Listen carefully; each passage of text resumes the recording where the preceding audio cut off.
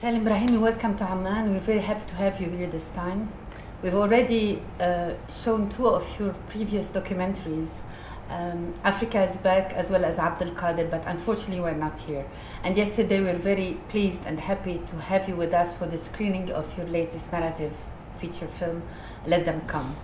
As you certainly have noticed, the audience loved it, the theater was fully packed, and it was a very good interaction with the movie, especially the discussion afterwards.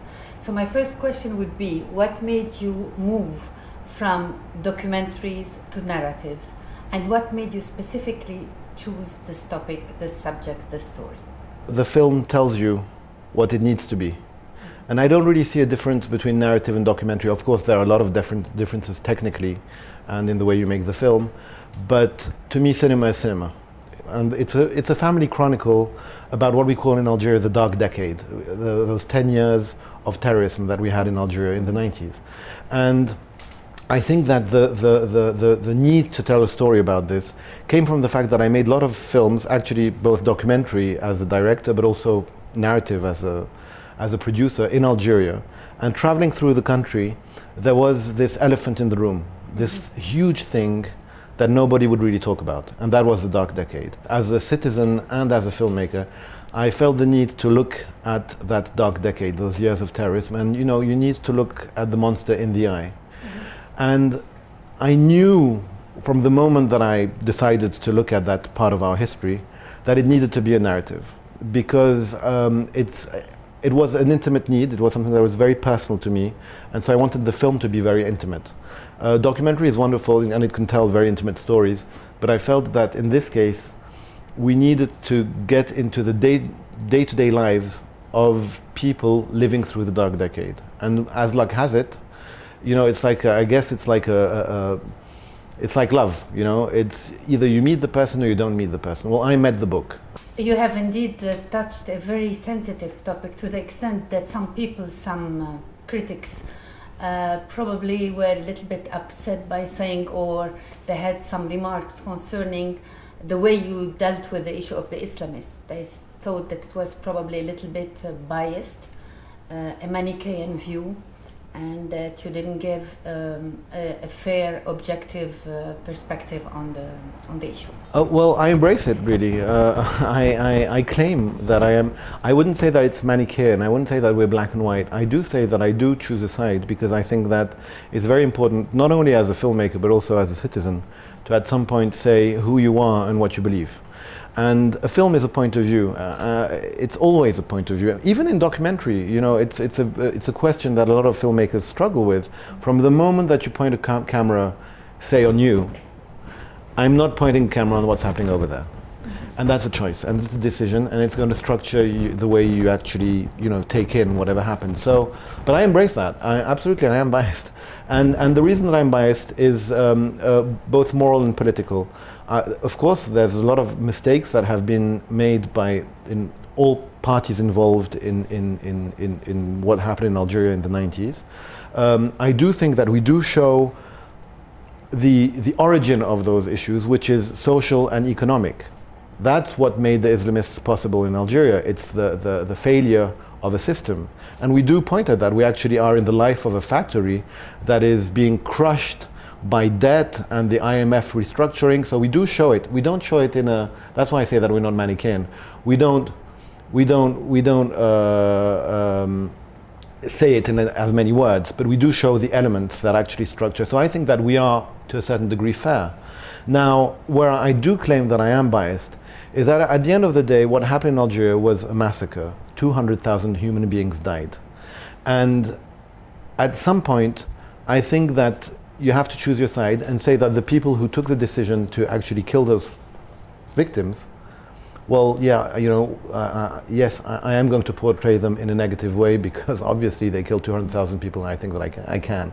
Now, I'm sure that there are a lot of different takes to this question. I'm not saying that I'm not a historian, I'm not a journalist, I'm not a lecturer. I'm a filmmaker and I tell a story. So I always say it's anybody's God-given right to tell the story that I'm not telling, to tell the other story that will portray the Islamists in a different way, show that there's another side to every story. Of course, as a matter of fact, it's needed.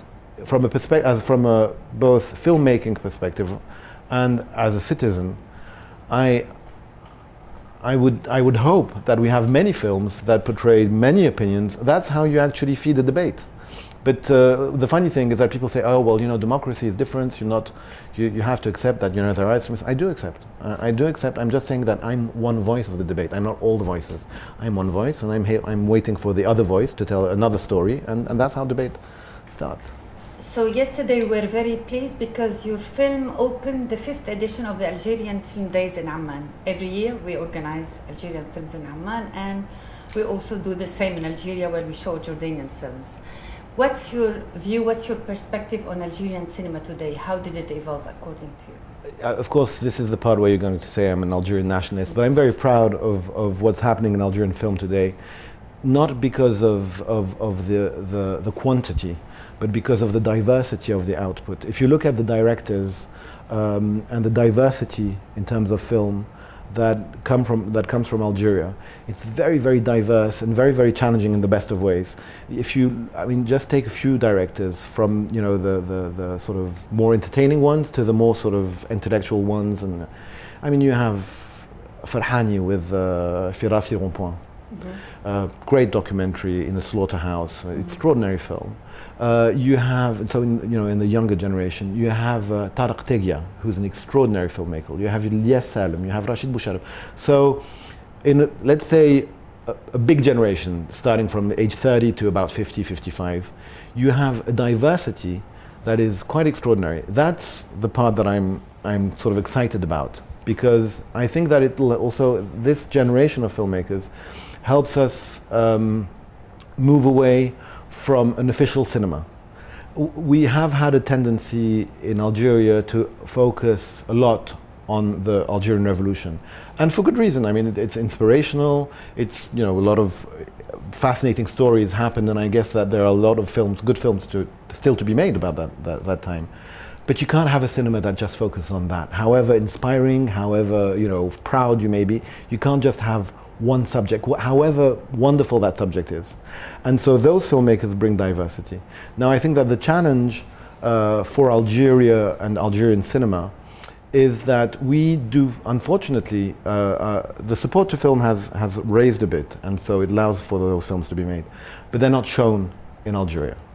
And that's a very, very big challenge for us. We cannot have a national cinema that is made for international festivals and basically find acceptable that those extraordinary filmmakers that I just spoke about are more recognized in Toronto and and Venice and wherever, in Dubai, and that the Algerian citizen, who actually in part paid for the film because there's government money often involved, don't get to see the film.